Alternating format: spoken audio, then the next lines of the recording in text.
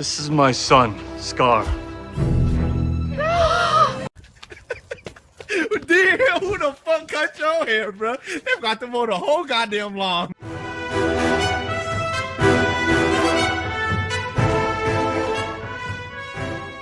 What's up guys, welcome to Superwise. I'm John and I just finished watching She-Hulk Attorney at Law episode 9. And I really enjoyed it. It was meta, it was fun, it was different, very different for the MCU. One of the strongest episodes of the show, no doubt. Let's talk about it. First off, we have to talk about the opening, the homage to the original Incredible Hulk show. I grew up with that show, I love that show to my core, so getting sort of a parody here was fun. Seeing Jen go through consequences, her literally losing everything, that was interesting stuff. She's trying to figure out who the head of intelligentsia is. Of course, it's predictably Todd. Todd uses Jen's blood to turn into a Hulk himself, and this whole war breaks out. Hulk returns, jumps into frame. Even if it was for 5 seconds, it was still cool to see him and Abomination fight for a little bit. But of course, this is where things get nuts and insane because she realizes that this story is overstuffed. None of it makes any sense. She literally breaks the fourth wall. We see her in the Disney Plus menu,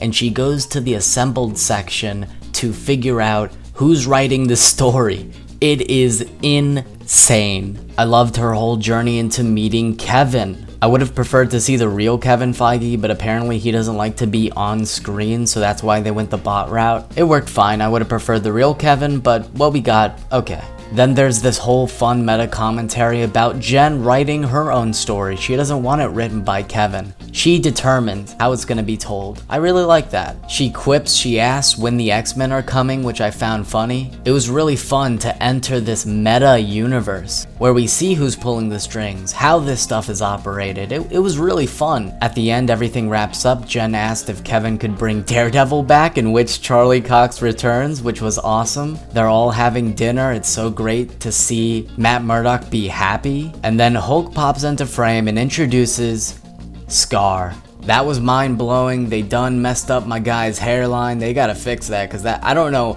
who thought that was a good idea, a good look, but it is not. It's not. Anyway, when Kevin is talking about, what about Hulk in space? Jen is like, don't worry about it, save it for the movie. And there are all those rumors about the distribution rights reverting back to Marvel Studios. Are they actually gonna be doing a new Hulk movie?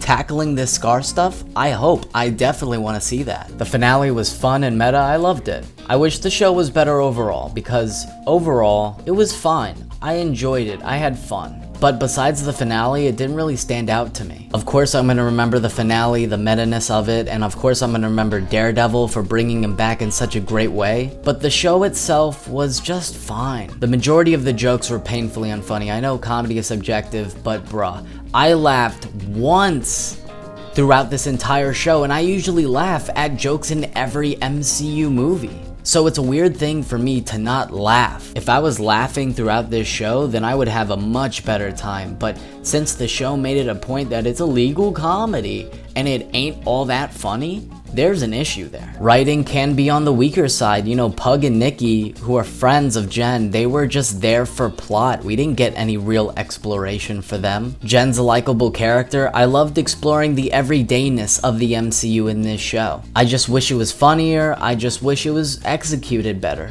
I didn't mind that every episode wasn't as serialized. It wasn't great. You know, when you talk about the best MCU Disney Plus shows, I'm not gonna point you to this. If they do a season 2, which they're strongly hinting at, you gotta get better writers, man. It was like Marvel Studios looked at, who's the weakest writer on Rick and Morty? Oh, this chick? Let's get her. I'm like, nah, dog, you need to get a funny writer. Again, I like the show, but it is definitely one of the weakest MCU Disney Plus shows. I think Miss Marvel is the weakest, but then after that, it's this. I genuinely wanted to love this show. I was excited for this show, man. And you know, MCU apologists and shills are gonna come out the gate. Well, it was a legal comedy. What did you expect? I expected something better. I knew what it was. I just wanted it to be better. Season 2 though, I'll watch and just get better writers and have me laugh, please. It was a fun time, but I'm ready to move on. I'm excited to see Jen with the Avengers and stuff like that. It was fine. Tell me in the comments down below, what did you think about this episode and the show as a whole? Please remember to like, share, comment, and subscribe. That'll be all for me.